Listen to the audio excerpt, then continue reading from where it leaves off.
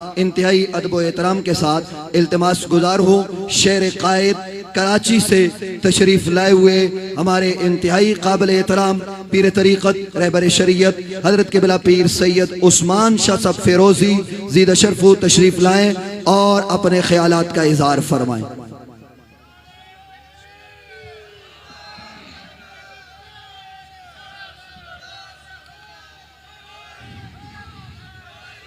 नहमदुहु व नुसल्ली व नुसल्लिमु अला रसूलिहिल करीम अम्मा बाद फ़अऊज़ु बिल्लाहि मिनश शैतानिर रजीम बिस्मिल्लाहिर रहमानिर रहीम इन्ना अअतैनाकल कौसर सदक़ल्लाहुल अलियुल अज़ीम व सदक़ रसूलुहुन नबियुल करीम व नहनु अला ज़ालिका लमिनश शाहिदीन वश शाकिरीन वल्हम्दुलिल्लाहि रब्बिल आलमीन।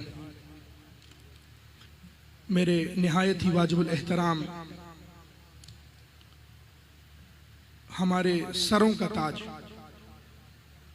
हजरत क़िबला पीर तरीक़त रहबर शरीयत हुज्जतुल इस्लाम पीर सैयद मोहम्मद इरफान शाह साहब मशहदी दामत बरकातुहुल कुद्सिया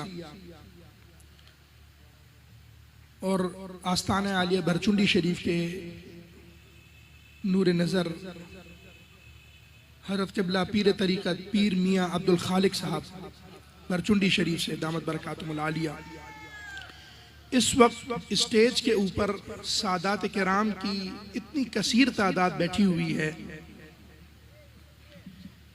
कि मुझे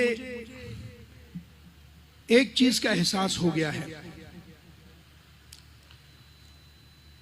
कि ये जो खताई टोला है और खता करने वाला सैयदा पाक की शान में उसमें और यजीद में एक चीज मुश्तरक है। वैसे तो बहुत सारी हैं, लेकिन अगर किसी भी जमहूरी मुल्क के अंदर कोई 51% वोट ले ले तो लोग कायल हो जाते हैं, ठीक है भाई वो जीत गया।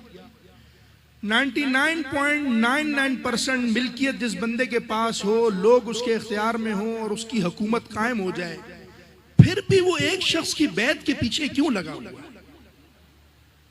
उसका इरफान, उसकी मारिफत इमाम आली मकाम को जितनी यजीद की थी ना, यजीद को जितनी थी, वैसे ही इस खताई टोले को और इसके सरबरा को, हमको नहीं मालूम कि इरफान शाह क्या है, उसको मालूम है इरफान शाह क्या है। जो कह रहे हैं ना कि मैं ठप्पे लगाऊंगा, मैं ठप्पे लगाऊंगा, उसको पता है मैं जितने ठप्पे लगा दूंगा वो सारे के सारे ठप्पे खत्म अल्लाहु अला कुलूबिहिम व अला समइहिम व अला अबसारिहिम। उनको भी पता है कि ठप्पा इधर से लगेगा, इन सादात से लगेगा तो सुन्नी कहलाएगा। मैंने कुरान करीम की आयत करीमा, सबसे छोटी सूरत है, उसकी एक आयत पढ़ी है, लेकिन मफहूम के अंदर वो बहुत ज्यादा है।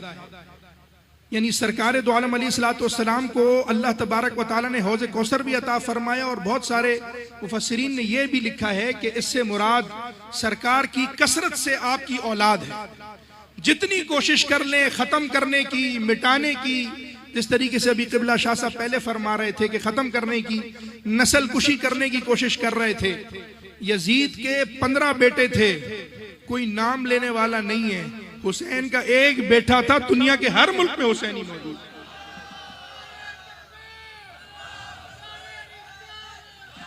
अजीज़ान मोहतरम,